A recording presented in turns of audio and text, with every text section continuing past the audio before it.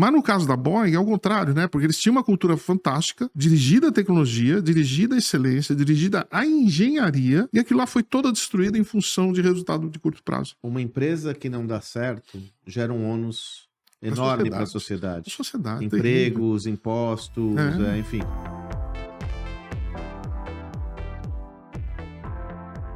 Olá, eu sou o Sandro Magaldi. Eu, José Salib Neto. Salibão. Nós somos autores de 10 livros de negócio, sendo que o mais recente é esse aqui, ó. A Estratégia Fantástico. Do Motor 2, incrível. Tá como lindo. Tornar a inovação parte do dia a dia do seu negócio e protagonistas de Gestão da Manhã Podcast. Salibão, cultura tem impacto financeiro no negócio? Ah, com certeza, né? A gente tem visto aí empresas que começaram a mexer com a questão da cultura, né? E a gente viu casos dramáticos, tanto para cima como para baixo. Esse aí. Hoje nós vamos falar um para baixo que tem a ver com um filme muito legal, o caso Boeing. Mais atual do que nunca, você vai aprender a como modelar a cultura para que ela influencie positivamente o seu negócio e você conquiste mais e mais espaço e não destrua o valor do seu negócio. Mas antes da gente ir para o conteúdo, nossos 2 comentários, que nós sempre fazemos esses comentários aqui, para você estar com a gente. Primeiro, ainda não nos segue? Nos siga aí, vai no YouTube, no Spotify. É uma forma que você tem para, além de estar atento a todos os conteúdos gerados pelo nosso canal, também o algoritmo vai entender que esse conteúdo é legal e apresentá-lo para mais e mais pessoas. Nos siga, faz agora, não esquece de falar. Nos siga e também... Gostou do episódio? Dá o seu like. Além disso, faça seu comentário. Tem uma dúvida, uma discordância, alguma pergunta? Te lê todos os comentários aqui para poder interagir com vocês e ter mais sensibilidade sobre o impacto desse conteúdo com vocês. Beleza? Salibão, então, esse caso aqui tem a ver, eu peguei alguns dados para a gente conversar, né? A Boeing, pessoal, nós estamos falando da Boeing, tá? Né? A maior empresa de aviação do mundo, né? Do mundo. Salibão, né? Peguei alguns dados, Salibão. Em 2018, a Boeing tinha um faturamento de 100 bilhões de dólares e um valor de mercado de 200 bilhões de dólares.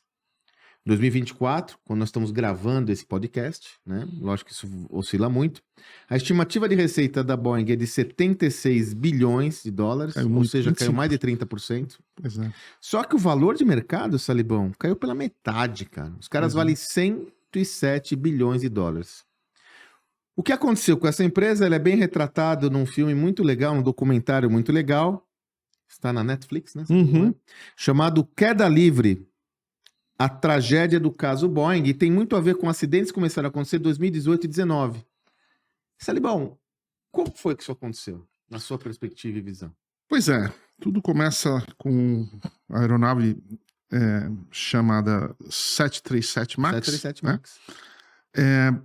Que a empresa que vinha de uma cultura de excelência em engenharia e sempre foi reconhecida por excelência em engenharia e segurança, em primeiro lugar. Aí vem uma gestão com uma pressão financeira maior, né? Sim. Já começa a tocar nos lugares mais perigosos da empresa, né? Veio essa gestão, logicamente com o CEO com o objetivo de ter ganhos a curto prazo maiores. Né? Potencializar o resultado a curto prazo. Começa a cortar custo. Né? Um deles foi levar a empresa de Seattle, Washington. A empresa estava lá já quase 100 anos, Sandrão. Quase 100 anos. A Boeing faz parte da história dos Estados Unidos. Ela é uma empresa que deu a vitória da guerra, né? Das guerras, para os Estados Unidos. Né? Ela é um artefato da cultura americana. Com certeza. A Boeing é uma parte, como a GE, né? Exatamente. Como a GE foi, né, Sandrão?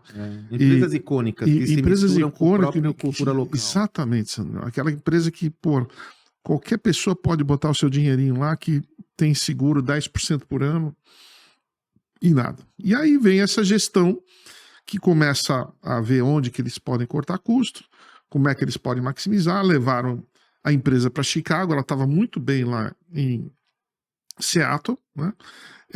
Washington, construindo aviões fantásticos, e eles levam a empresa a Chicago, e aí já começa a desmantelar, né? Porque a cidade inteira já vivia em função da empresa, né? Uma empresa que dava muito resultado, né? Empresa de excelência, né? Cultura de excelência. Cultura de excelência. Cultura de excelência. Cultura de excelência. Você vê os colaboradores falando Orgulho. no filme, o orgulho que eles sentem Orgulho. da empresa é fantástico, né? E começaram a ver coisas estranhas, né? De executivos com muito... em inglês é greed. É greed, é G-R-E-E-D. Greed, muita fome de dinheiro. Entendeu? Ânsia. Ânsia de grana. Né? Querendo. Ganância. Que já começa aquela história, né? De você criar ganhos a curto prazo, imediatamente você diminui o custo, você tem mais lucro, os executivos são recompensados em ações, a ação vai lá para cima, o cara vende e ganha grana. É isso aí. Só que oda-se a empresa. A visão de sustentabilidade financeira da empresa. E o que me chama a atenção da estrutura que você está montando, Salibão, é o seguinte: o processo de degeneração, ele acontece lento e gradual e profundo. Porque isso tudo acontece a partir de 1997, é isso, né? 1997, quando há uma fusão com uma outra organização. McDonnell Douglas. Exatamente. Um grande fabricante de aviões. 1997. Sim. Olha só a questão da cultura, minha gente. Eu tenho uma cultura baseada em excelência, né? Tenho uma cultura de excelência. A partir de uma fusão, ela vai há uma ficção, há uma união da cultura dessa empresa que tinha uma outra característica. Era uma empresa muito mais orientada a resultados de curto prazo, maximização e eficiência operacional ao máximo, um apego com segurança que vai até a segunda página, como a gente vai ver no futuro. Essa cultura junta com essa empresa e, de repente, emerge uma terceira cultura, onde há uma prevalecência. Exatamente. Nesse caso, a que prevaleceu foi a da empresa que se uniu à Boeing, que trouxe consigo uma visão muito orientada à maximização de resultados de curto prazo, acima de qualquer coisa, Salibão, porque aqui a gente está falando acima de segurança, porque primeiro em 2007, depois em 2008, como você comentou, 2 acidentes com o 737 MAX, que descobriu-se posteriormente que foram devido a problemas de engenharia. Com certeza, André. Manutenção. E o que mais assusta, né, quando você entende esse caso, que a primeira reação da empresa foi culpar o piloto. Não há dúvidas. E aí, negar. A hora que você vê a esposa dele, fala, pô, não tem cara mais aplicado do que o meu marido aqui com relação ao estudo, com relação ao profissionalismo. Tudo. Então já começa essa cultura de greed, né? É uma cultura destrutiva, né? Não é à toa que o Peter Drucker tinha, assim, verdadeira paura de grandes empresas que fazem esse tipo de movimento. Ele era muito crítico. Eu me lembro, Salibão, o Drucker era absolutamente crítico com os super salários dos CEOs orientados à alavancagem de curto prazo. Lembra? Ele escrevia sobre isso. Um amigo meu, um colega nosso aí, que estudou lá na Drucker School, me deu uma carta do Peter Drucker para o diretor do Economist, há muitos anos atrás, nos anos 80, o que ele falava das escolas, aquelas grandes escolas de negócio, era um horror, assim, sabe? Nós vamos ter que fazer um podcast sobre isso, Sandrão. Podemos fazer. Um podcast sobre isso, porque, assim, é uma coisa... Então, esses movimentos aconteceram muito nos anos 80, né? De grandes mergers, né? Grandes mergers, né? E tá provado que não dá certo. Não dá certo. Dois gigantes juntando juntos dá um gigante piorado, Sandrão. E, sobretudo, porque não houve o cuidado com o tema cultura. Você concorda? Mas não houve o cuidado. É quase impossível você fazer... Eu testemunhei um caso aqui no Brasil, com uma aquisição de empresa grande também. Aí você acaba não ficando com nenhuma cultura da outra. Exatamente. Um negócio fica uma empresa sem identidade. Completamente. E olha, a tortura que é para os colaboradores, Sandrão, dá pena. Aí eu quero chegar num outro papo da Boeing. Eu lembro que uma parte do documentário mostra como os engenheiros, que eram hipervalorizados na cultura de excelência da Boeing, tinham um poder e reconhecimento muito grande, como eles sentem quando chegam executivos com a outra cultura orientada a resultado e começam a impactar em toda a visão orientada à segurança e excelência. Exatamente. E aí eles começam a fazer o quê? Sair. Exatamente. Ficar frustrado, sair. E aí prevalece o quê? O que não deveria prevalecer, né? Porque a cultura existente até então era uma empresa rentável, como você colocou, era uma empresa vitoriosa, ela acaba dando espaço para uma empresa gananciosa que abriu mão da segurança e, como tal, não promoveu, mas gerou acidentes que custaram centenas de E vidas. como você falou, já começou lá atrás, né? Lá atrás. Com esse merge, né? Esse merger da McDonnell Douglas com coisa. Ou seja, já está mais do que provado que esses mega mergers não dão certo. Não dão certo. Por mais que você queira, vamos ter uma economia de custos, vamos ter não sei o quê, não dá certo. Não. Uma aquisição normal, Sandrão, a chance, de uma aquisição normal que seja, a chance dela dar certo é 30%. Ou seja, você entra num negócio, você gastou uma fortuna, com a chance de dar errado de 70%. 70%. 70%, né? O John Chambers, ele fez um playbook tão bacana que ele conseguiu levar esse número para 60%, porque a Cisco sempre cresceu baseada em grandes em aquisições, que ele chama assim, aquisições big to small. Big to small, grande para pequena. Parcerias, grande a grande. Parcerias grande a grande, né? Aquisições grande a pequena. Grande e pequena, ou seja, não vai comprar uma empresa grande, né? A gente viu empresas que fizeram esse movimento, né? A gente viu a questão da HP com a Compaq também, aí não sabe que empresa que vai ser, e empresas que poderiam estar aí em telecomunicações, a gente lembra também, né? Não há dúvidas. Aliás, quem deseja acompanhar, nós temos um podcast aqui na nossa playlist que a gente trabalhou esses conceitos da Cisco, como eles cresceram criando motores 2 baseado em fusões e aquisições. E tem uma outra dinâmica que a gente vê no caso que é importante, né, Salibão? Como uma cultura deletéria começa a tomar conta da empresa, ela começa a ter uma agenda oculta. Sim. Chama muita atenção nessa história como as informações começam a ser ocultadas. Como os caras começam a colocar informação embaixo do tapete e mais, né? Aquela parte, eu até escrevi aqui, é o manual de treinamento? Manual de manobras. Que eles fazem uma mudança para economizar e não comunicam adequadamente os pilotos. E aí dá justamente um descasamento. E não dá treino, né? Ele dá o treinamento online. Mas você recebeu um Exatamente. treinamento online para dirigir um avião que pode acabar com a vida de todo mundo. E é terrível, né? Porque morreram muitas pessoas, né? Centenas de pessoas. São quase 600 pessoas. 600 pessoas, 300, depois, exatamente. E querendo culpar, né? Aí, de novo, né? O que eles chamam de denial, né? Em inglês, né? Negar. Negação. É terrível, né? E todo o processo, se você vê o documentário, né, é nojento, entendeu? Você vê coisas horrorosas. Então, já começando para quando a situação do CEO fica insustentável e o cara sai da empresa com 67 milhões. Sandrão, o Peter Drucker odiava isso. Não é à toa, você sabe que não é à toa, porque isso aconteceu muito nos anos 80, né? 80, um pouco dos anos 90. Sim. Ele parou de escrever de business e começou a escrever de empresas sem fins lucrativos, de desgosto. Ele falou, estou aqui há 50 anos mostrando para vocês como é que se faz uma empresa de qualidade, né, com valores, com cultura, e você começa a ver essas coisas de...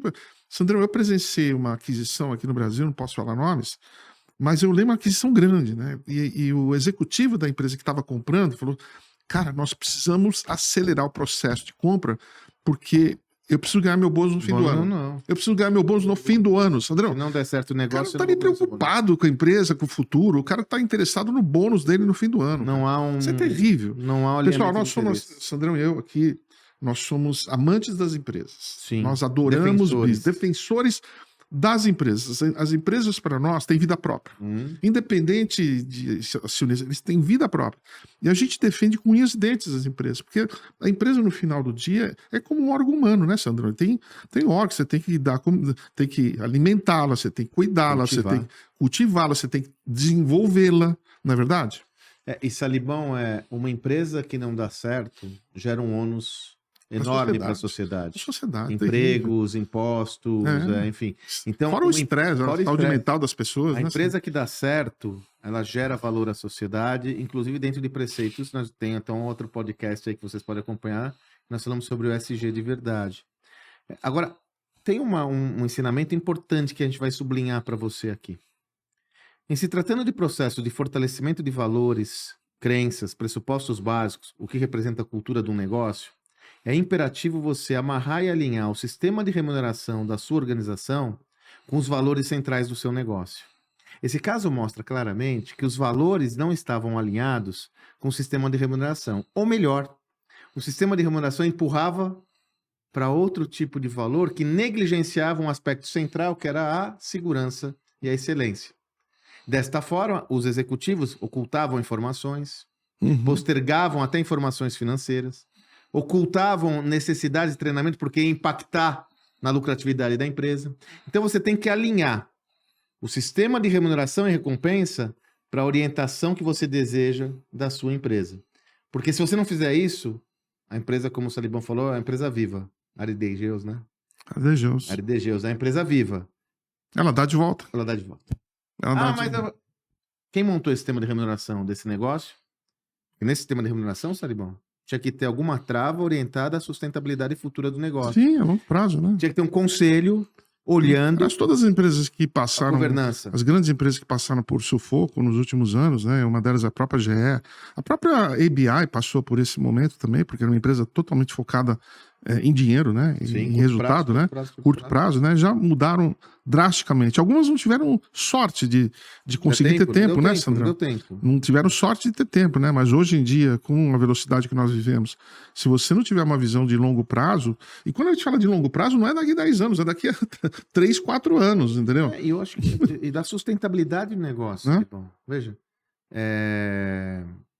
a gente sempre fala sobre o risco dos líderes ficarem muito focados na gestão de resultados de curto prazo. Porque quem fica 100% focado no curto prazo negligencia o futuro da corporação e o seu próprio futuro.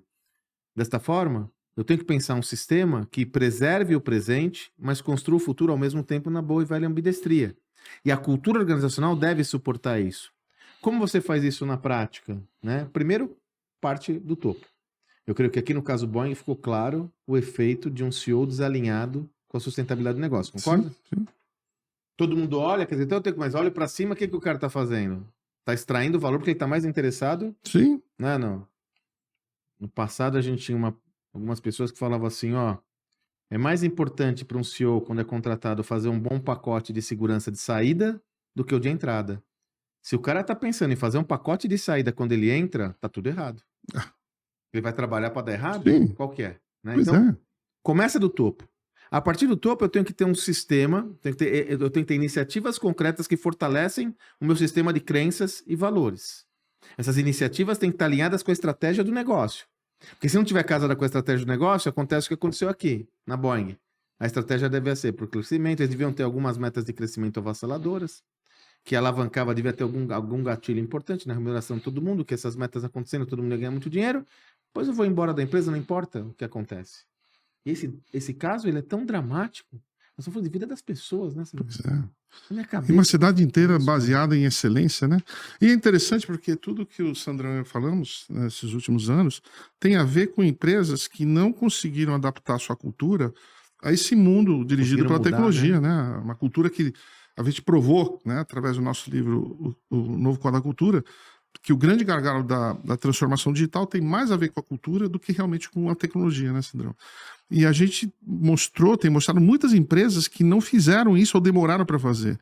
Mas no caso da Boeing é o contrário, né? Porque eles tinham uma cultura fantástica, dirigida à tecnologia, dirigida à excelência, dirigida à engenharia, e aquilo lá foi toda destruída em função de resultado de curto prazo. Olha que coisa. E Sandrão. é interessante que tem uma outra, vamos dar um salto no tempo, que tem uma outra, você fala assim, mas será que daria certo? Nós temos uma referência aqui no Brasil que mostra que havia uma perspectiva favorável a esse negócio. Em 2018, a Boeing anunciou, ela ainda estava bem, né? 2018, aqui, ó, vamos pegar aqui, ó, 2018, o valor de mercado da Boeing era de 200 bilhões, tá muito bem. Ela anuncia, né, em 2018, uma aliança estratégica com a Embraer. Né? Com a Embraer. Com isso, qual que era a perspectiva? A Boeing ia fazer um processo de fusão e aquisição? Não, fusão, né? O pessoal falou que era um M&A, né, Salibão? Não, era uma fusão. No final do dia, a Boeing estava comprando, em 2018, a Boeing ia comprar 80%. Ia ser constituída uma nova empresa e a Boeing ia ter 80% dessa organização. Em 2018. Nessa época, eu anotei aqui, ó, o valor de mercado da Boeing era 200 bilhões, o valor de mercado da Embraer era 5 bilhões. Houve uma, né, é natural, pô, A única coisa que a gente tem aqui no Brasil, uma das poucas empresas que a gente tem no Brasil aqui de tecnologia mundial e tal, Pois é. vai embora, mas that's it, né? Foi definido pelos acionistas e tal. Veio a pandemia, né? O acordo necessitava de uma aprovação regulatória em alguns países, demorou um pouco, 2020 vem a pandemia. E aí, né, foi em 2020 mesmo, né, em abril de 2020, a Boeing anuncia que estava encerrando o acordo. Inclusive foi uma estrutura polêmica, porque a Embraer afirmou que as cláusulas contratuais não foram cumpridas. A Embraer até tentou ser relutante a isso. As ações da Embraer despencaram. Mas que bom que isso aconteceu para a Embraer, né, Salim? Pois é, né? Ela se Que reinventa. bom que isso aconteceu Se reinventa com a agora com o seu Embraer. motor 2, né, Sandrão? Exatamente. Olha lá, a Embraer, vamos olhar a evolução da Embraer? A Embraer, ela manteve seu valor de mercado de 5 bilhões de dólares, né? O faturamento também de 5 bilhões de dólares. Mas o que aconteceu com a Embraer nesse período? Olha que interessante, Salibão. Graças a esse desafio, né? Não tenho mais o acordo com a Boeing, o que eu faço? A Embraer começou a olhar novos fluxos de receita, novas avenidas de crescimento, e ela enxergou que havia uma demanda de mercado não atendida, que ainda é emergente, que é da mobilidade aérea urbana, né? Que os helicópteros cumprem esse papel, mas começa a surgir, lá na época já estava mais consolidado, o conceito do eVTOL, o carro voador. E a Embraer, no Lab da Embraer, né? A Embraer tinha um Embraer Lab, começa a construir um motor 2 de crescimento, que era construir eVTOLs, né? O carro voador. Isso começa a se constituir, começa a dar certo, começa a levar isso ao mercado, começa a haver interesse do mercado, ela cria uma empresa, a Eve, e faz o spin-off. Né? Então, nós estamos em 2024, 2023, 2022, a Eve sai do grupo, cria uma entidade à parte, uma empresa só focada nisso, é um motor 2 da Embraer, os carros voadores, ela faz uma abertura de capital fechada nos Estados Unidos, com aquele modelo chamado SPAC. Então você fala, poxa, mas a Embraer continua com 5 bilhões de valuation. Pois é, a Embraer tem um valuation de 5 bilhões, e quando nós estamos gravando esse podcast, a Eve tem outro valuation de quase 2. Então ela criou um novo negócio que já é quase metade do negócio da Embraer, 3.500 pedidos firmes dos eVTOLs, né? Então você fala assim, se a Boeing não tivesse mudado, ninguém tem bola de cristal. Mas a Embraer também tem uma cultura alinhada com excelência e conseguiu, a partir da inovação, criar um novo negócio, mantendo sua fortaleza aqui, que transforma a Embraer. Quando nós estamos gravando esse podcast, as ações da Embraer nos últimos 12 meses cresceram mais de 75%. Fantástico. Interessante, né? Muito legal. Que bom para nós, né? E manter a nossa empresa brasileira de tecnologia tão especial, né? E a gente vê como é delicado você tocar na cultura de uma empresa, né, Sandro? Uma malha fina, um jogo dominó, né? Quer dizer, muito delicado, né? Tudo, a gente viu aí casos de transformação cultural e evolução cultural da Microsoft, né?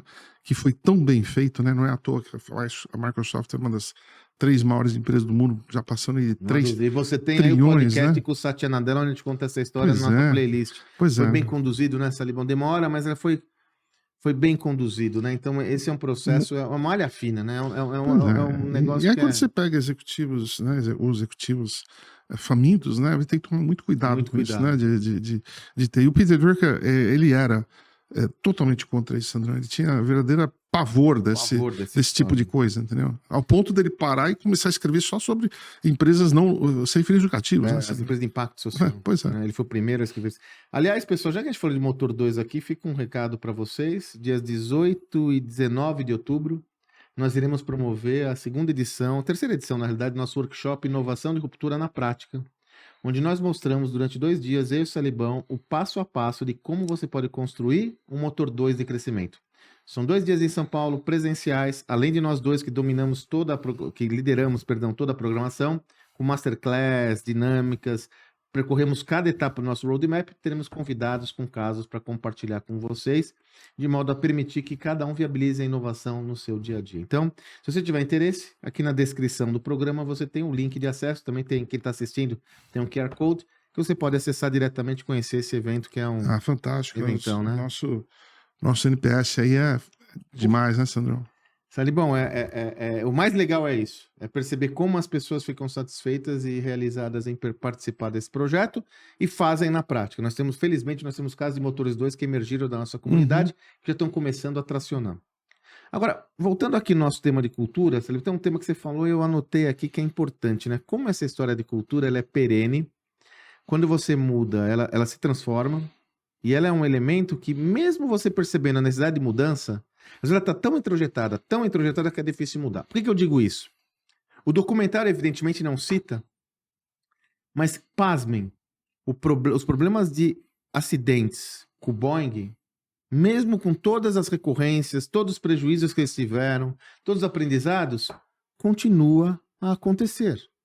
Em janeiro de 2024, agora, o ano que nós estamos gravando o nosso programa, talvez você tenha visto isso sendo noticiado, um avião da Alaska Airlines, Uhum. né, em voo, ele perde a porta do avião em voo. Pois é. Felizmente não aconteceu nada com ninguém, mas a porta do avião, da fuselagem, Uhum. ela foi. E era um 737 MAX. Pois é, pra você é aquela coisa, Sandrão. Pô, Você Cara, meu, demora. como pode, Salibão? Olha, Sandrão, olha Cara. que coisa, né? Você demora uma vida para construir uma cultura. Você acaba com ela em pouco. Você pode acabar com ela em pouco tempo. Depois, quando você fala assim, não, eu me enganei, eu quero voltar. Volta.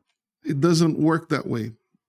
Você vai ter que Não funciona. trabalhar Começa penosamente. tudo de novo, Sandrão. Olha que Não há coisa. É dúvidas. terrível isso, né? Não, e é incrível, A né? cultura, ela não perdoa, Sandrão. É. Ela não perdoa. Você toca de uma forma errada nela, ela não perdoa. Ela volta e, de novo, até agora, por causa daquele movimento que eles entenderam que era uma empresa de engenharia, de excelência e tal, tentaram voltar, nem assim consegue. Isso é interessante você pegar a evolução do valor do revenue da receita, tava embicando para cima, o valuation tava ali e tal, voltou tudo, assim, voltou 10 casas no game, né? E qual que é o efeito disso? Tem efeitos mercadológicos deletérios, porque você pega uma empresa como a Copper Lines, que boa parte da sua frota atual é de 737 MAX. Houve uma determinação da equivalente à ANAC americana, né, que proibiu esse avião voar no território americano. Ou seja, para um cliente fiel, ele perdeu 60% da sua receita. O presidente da Copper Lines teve que ir a público pedir desculpas, porque ele não sabia o que fazer, porque não podia voar no território americano. Olha o efeito reputacional gerado por um problema que já estava sendo recuperado. Você imagina como foi para recuperar isso? De novo, volta à tona a mesma coisa. A única sorte da Boeing é que a indústria que ela atua, né, de aviões, sobretudo de passageiros, Tem ela poucos concorrentes, né? poucos concorrentes. Agora, isso provoca enfim. também, né, Sandrão, um comportamento muito doentio, né? Quando as coisas começam a ser focadas só em custo, né? E perde-se a noção da engenharia, da excelência. Eu vi no documentário um episódio onde que o CEO da Boeing, com os seus diretores, foram ter uma reunião com a Associação dos Pilotos, né? Sim. E os caras foram lá com lobistas, Sandrão. Imagina, foram lá com lobistas, em vez de encarar o fato, erramos, vamos ver como é que nós podemos consertar junto, ele leva lobista na reunião, Sandrão. Isso é terrível. Isso aí já começa a montar. Por isso que eu falo, quando o comportamento negativo começa a entrar, ele se expande rapidamente por tudo quanto é lado da empresa. Conexão, Né, Sandrão? E olha que interessante, né, Salibão, que você está trazendo. Há uma cegueira coletiva, né? Pois é. As pessoas não percebem a obviedade de um ato que você fala, mas é óbvio que não vai dar certo. A cultura abraça tanto as pessoas que elas não conseguem enxergar o coletivo, né? Não conseguem enxergar os caminhos tão óbvios para quem vê de fora, porque ela acaba protegendo a ineficiência. Por isso que a gente sempre comenta da importância de você, ao construir uma visão de longo prazo para o seu negócio, fazer um diagnóstico de cultura para entender o quão alinhado está a sua cultura, a sua visão de longo prazo. Porque se não tiver alinhado, a cultura ganha. Ela devora a estratégia. Né? A cultura vai ganhar. Né? Nesse caso é curioso, e se não houvesse a fusão, eu creio que esse processo não aconteceria dessa forma, porque ela prevaleceu. Né? Foi uma fusão, foi uma cultura muito forte que engoliu a outra. Engoliu, hein? Devorou a outra. Essas fusões acabam, Sandrão, juro por Deus. Agora eu acho que já meio que acabaram um pouco essas grandes fusões, né? A não ser que venha alguma coisa por aí. Mas acho que o mundo já está aprendeu, né, o que aconteceu nos anos 80. Tantas empresas foram despedaçadas, né, Sandrão? E de novo, né, nessas fusões tem algumas pessoas que ganham muito dinheiro com isso. Mas muito dinheiro, né? Então é do interesse delas que isso aconteça. E oda-se a empresa, né? Não tem olhar. Como a gente demonstra aqui, o foco em cultura deveria estar no topo da agenda de qualquer líder empresarial.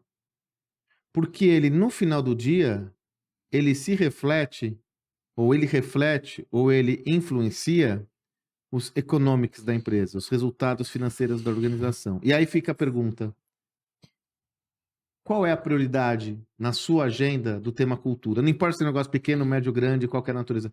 Qual que é a prioridade que você dá e a sua organização dá para essa temática da cultura? Você conhece a cultura do seu negócio?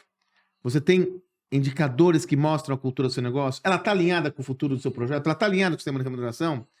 Está alinhado com o mundo exponencial. Com o mundo exponencial? Com a velocidade do mundo? Uhum. Né? É sobre isso. Né? O caso Boeing, ele mostra claramente que a cultura ganha. Né, Salimão? Assim, a cultura ela vence até a racionalidade. A cultura ela vence até obstáculos que parecem ser intransponíveis. Porque ela vem como um tsunami. E as pessoas preservam o status quo. Cultura come a estratégia no café da manhã, né, Sandrão? Como já dizia o Drucker, né? Né? Por isso que ela tem esse papel tão relevante. E uma última instância aqui para a gente explorar, aqui não podemos deixar de falar, é como a comunicação é fundamental, não é? Aqui a comunicação, eu acho que esse caso mostra para a gente comunicação de cabo a rabo. É a comunicação quando a falta de comunicação dos processos, dos mecanismos de mudança, é a falta de comunicação quando há alguma coisa errada, né? É a falta de comunicação para os stakeholders externos, né? É a falta de comunicação entre eles, né? Aquele do denial, né? Você, a partir do momento que acontece alguma coisa, a primeira coisa que se aponta é para o mais fraco, né, Sandrão? E no caso desse foi o piloto. Até 3 meses depois caiu outro avião, né? Você viu que não era bem assim, né? Então, a comunicação ela tem um papel central para o fortalecimento da cultura de um negócio. Fortalecimento ou não da cultura do negócio, né? A gente, no livro de cultura, no novo quadro de cultura, a gente tem um intercapítulo só falando sobre a comunicação. Aqui ela foi decisiva. Aqui ela mostra como ela é decisiva. Agora vamos ver como é que isso vai se desenrolar. Enquanto isso, o Airbus está indo muito bem, né? E aproveitando... A própria Embraer, só que a Embraer trabalha numa categoria de aviação doméstica, tem ocupado um mercado cada vez maior, e os problemas... E é incrível, né, que você comenta que é uma empresa icônica para os Estados Unidos, isso deve ter gerado até um ônus na autoestima dos caras. Pois é, uma empresa que ganhou a guerra, né, Sandro? Olha que coisa, né? Não há dúvidas. É isso. Ó, que nós... qual é o sumário? Quais são as principais lições aqui que a gente quer compartilhar com vocês sobre essa perspectiva? Cultura tem a ver com negócio, né? Qualquer transformação na cultura do seu negócio deve ser vista com muito cuidado, porque ela terá um impacto. Pode ser positivo ou negativo. Uma cultura excessivamente orientada a curto prazo, ela acaba fazendo com que a organização tenha um foco muito extrativista. E com isso, até abandone uma perspectiva de mais médio e longo prazo, porque tem um trade-off, né? Então você tem que equilibrar esses dois vetores. Uma forma valiosa de você equilibrar esses dois vetores é com o conceito que a gente trabalha tanto nesse livro aqui também, né? Que é o conceito do motor 1 e 2 de crescimento. Enquanto você tem um motor 1 com eficiência operacional, orientado à busca da excelência do atual, você tem o motor 2 buscando o novo. Então a cultura também tem que suportar essa mudança. E, sobretudo, o papel do líder nesse processo é fundamental e a comunicação é o elemento central para fortalecer ou enfraquecer o conjunto de valores da organização. Então aqui a gente tem meio que um receituário de alguns temas importantes para se preocupar, né? Uma empresa que perde 50% do valor de mercado devido a uma inadequação de cultura, 4 anos, né? Pois é. Não, 6 anos. Devido a uma inadequação de cultura, mostra como isso é relevante, né? Pois é, Sandrão. Na verdade, o que a gente também não está falando aqui é que você não deve deixar de comprar empresas, né? Às vezes tem empresas que você pode comprar principalmente no big to small, ou seja, a maior comprando uma menor, que faz sentido, é um complemento para o seu negócio. Mas se você pegar o manual lá do John Chambers, que nem nós fizemos isso, o manual de aquisição, o fit cultural é fundamental. É fundamental. Se você não tiver o fit cultural, a chance, aqueles 30% que você tem, aquilo lá vai para 10%, 5%, se você não tiver o fit cultural. Né? Então, assim, eu já presenciei algumas aquisições. Cara, é impressionante, Sandrão. A palavra cultura nem vem. Nem aparece. Nem aparece. É tanta gente que vai ganhar tanta coisa que eles deixam. Depois a gente ajeita. A cultura a gente ajeita depois. Nós temos um voto que, da mesma forma que é uma due diligence financeira para avaliar organizações, devia haver uma due diligence de cultura. Com certeza. Que analisasse qual que é a cultura da empresa que está sendo adquirida, a cultura da organização que está adquirindo e fizesse uma análise uma análise de gap, né? Uma análise de lacuna, para ver onde são as similaridades, as diferenças e se existem diferenças que não são conciliáveis. Porque se existirem diferenças que não são conciliáveis, da mesma forma que a due diligence financeira apresenta lá algumas liabilities e problemas que fazem com que o negócio não vá adiante, não deveria ir adiante, né? Se existem diferenças inconciliáveis nesse processo de fusão, e é engraçado, né? Porque recentemente tem visto alguns casos de fusões ou de aquisições que deu errado. Ninguém compra uma empresa pensando que vai dar errado, né? Só pensa que vai dar certo. Sim. E aí, quando dá errado, você vê justamente na falta dos combinados de uma forma clara, e aí pega nos comportamentos organizacionais. É isso aí. Né? Então, você tem interesse aí em comprar alguma empresa? Bate o olho lá, vai no nosso episódio com o John Chambers, né? Onde a gente fala das aquisições. Você fala lá que nós temos o playbook, né? De uma boa aquisição, né? Ele conseguiu levar o sucesso de uma aquisição de 30% para 66%, quase 70%, né, Sandrão? Continua na jornada. Muito bom. Salimão, que livro você vai sugerir para a turma aqui?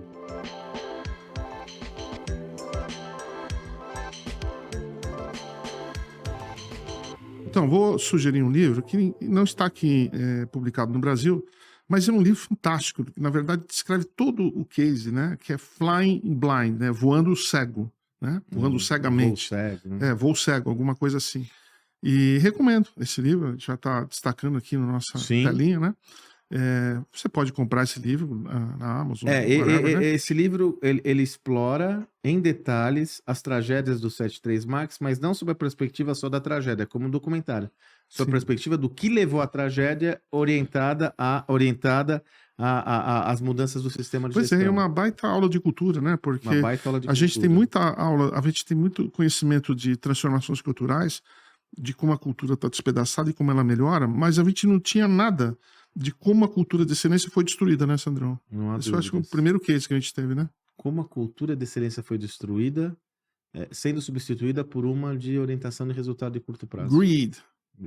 E também, né, se você quiser, não esqueçam, né, o documentário, é muito bom esse documentário, né? Sandrão? Muito, na Netflix, fantástico. Queda Livre, a tragédia do caso Boeing, onde uma coisa é você ler, uma coisa é você ouvir, outra coisa é você ver a família dos pilotos, os engenheiros, o CEO quando sai com uma bolada milionária, milhões, né? Tudo errado e o cara sai quase 100 milhões no bolso. Pois né? Então, a gente aprende, como eu sempre digo, né? A gente aprende com os nossos podcasts, você aprende com vídeos, aprende com livros, então também aqui fica essa observação. Se você quiser complementar o podcast, o livro, você tem também o documentário que pode ajudar muito a você tirar bons insights. Dá boa discussão nas empresas. Boas discussões. Boas discussões sobre os efeitos deletérios de um foco orientado muito curto prazista, sem a longevidade do negócio. Boas discussões do papel do CEO. Boas discussões sobre comunicação. Boas discussões sobre ética. Ética, que a gente até não falou que é ética. Né? A ética aqui é o que governa o negócio. Veja como o resultado de curto prazo ele ficou tão agressivo que ele passou por cima da ética. Putz, e aqui foram vidas de mais de 300 pessoas. Mas quase 600. Quase 600. Beleza? Agora a nossa última mensagem aqui para você, né? Então, gostou do episódio? Dá um like lá, ó. Dá um coraçãozinho aqui pra gente, dá um like, nos siga, porque é a forma que o algoritmo vai entender que esse conteúdo é importante e apresentá-lo para mais e mais pessoas. Além disso, faça seu comentário. Tem alguma dúvida? Pergunte pra gente, nós respondemos. Quer que nós algum tema específico seja explorado? Faça suas sugestões que nós vamos... Peça a sua música que a gente canta. Peça a sua música, Pede a música aí. Pede a música aí que a gente vai cantar. Beleza? Valeu? Abraço. Então, continuamos na jornada. Até a próxima.